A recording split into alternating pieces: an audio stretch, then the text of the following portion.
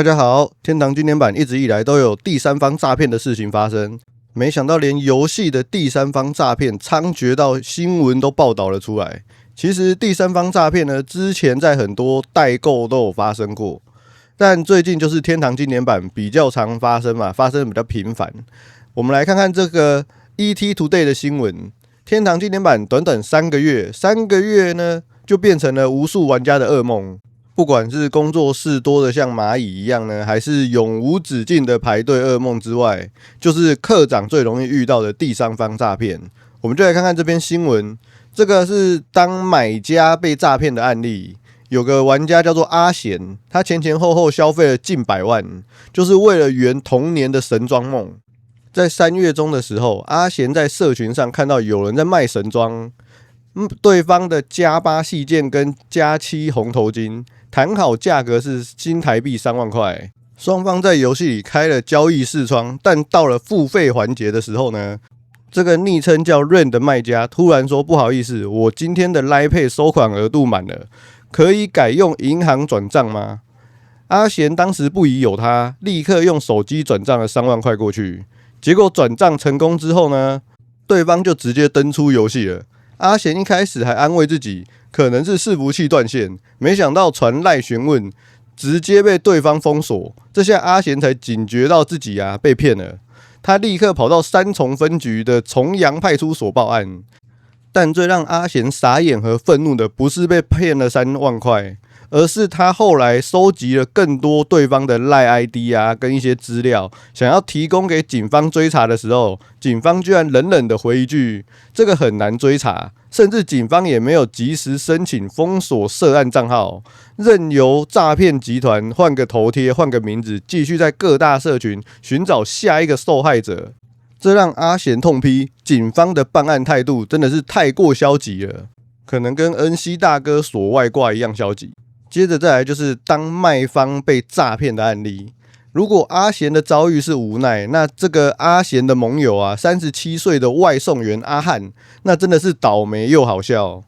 阿漢平時當外送員，下班目前唯一的娛樂就是在天堂上練等。這個月初，他在賴的交易群組裡面準備售出他辛苦賺來的神裝，感覺這些裝備是要退坑的樣子啦。加7愛盔跟加9油米等等的物品，總價值8萬塊台幣以上。一個用妹子頭像昵稱小偉的買家找上了他，沒過多久阿漢的手機真的收到了2筆匯款，總共8萬塊台幣。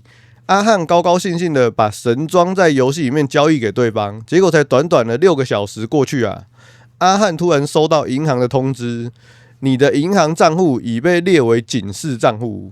阿漢整個人都懵了，他明明是賣家也收到錢了，為什麼賬戶還會被凍結嘞？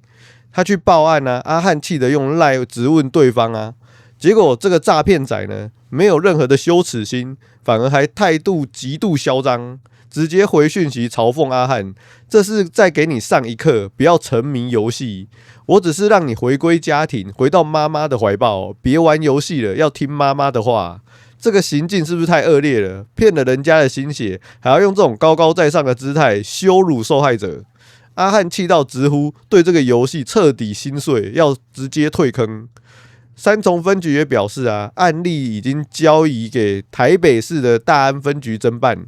而對於被投訴辦案消極的部分，分局也已經請督察組介入督導，並承諾會加強同理心與專業態度。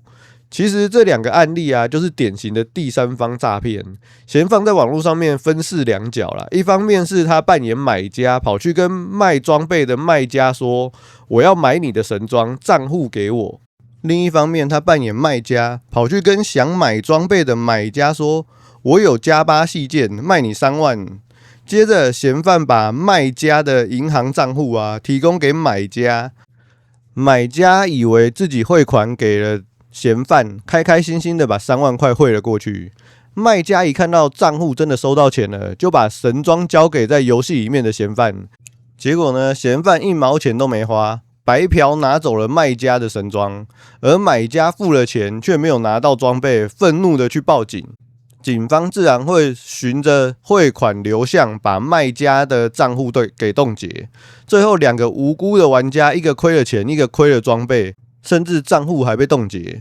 只有嫌犯在笑哈哈，繼續尋找下一個目標。如果真的要做現金交易，尋找像數字網這種相對有保障的平台，比較不會被騙。雖然抽趴有點高，但是比較有保障。還有在遊戲內買裝備也要看清楚啊，不然把+0裝備看成+8裝備也是得不償失。最後呢，我知道，因為我偶爾會帶大家吃瓜看戲嘛，對，偶爾。然後呢，也因為火神事件嘛，最近不少人私訊我的 DC 或者是 IG， 想要給我一些訊息爆料。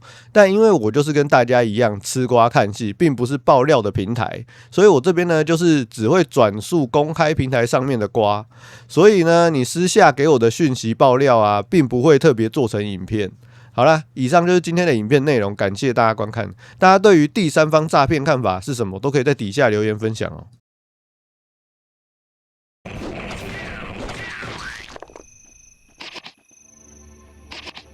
要撿我的錢是怎樣？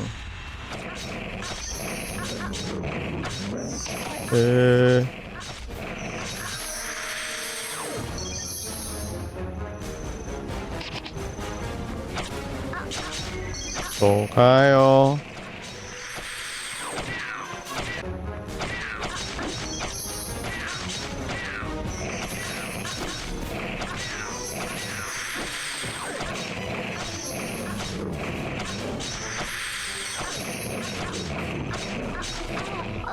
哇！你怎麼倒啦？